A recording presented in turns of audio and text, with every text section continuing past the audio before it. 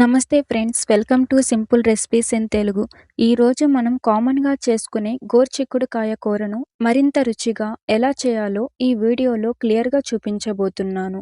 ఇలా గోరుచిక్కుడుకాయ కూర చేస్తే టేస్ట్ అనేది చాలా బాగుంటుంది. చాలా మంది రీజన్ ఏంటో తెలియదు కానీ గోరుచిక్కుడుకాయ కూరను ఇష్టపడరు. అండ్ ఇలా ఒకసారి కూర చేసి పెట్టండి, ఈ కూరతోనే మొత్తం తినేస్తారు. అంత టేస్టీగానే కాదు, త్వరగా ఈ కూరను వండేయొచ్చు కూడా.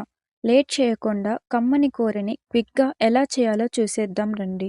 ఈ కూర చేయడానికి నేను ముందుగా బాగా కడిగి కట్ చేసుకున్న గోరుచిక్కుడుకాయని తీసుకున్నాను.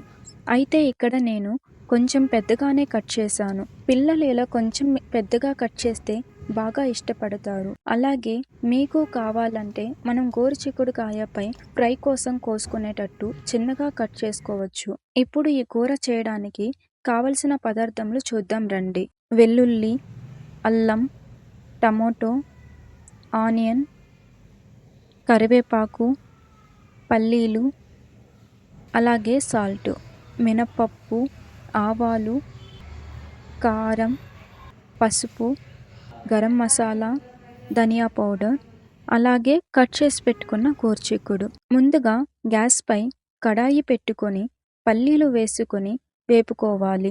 తరువాత ఆయిల్ వేసుకొని ఆయిల్ హీట్ అయ్యాక ఆవాలు వేసుకోవాలి.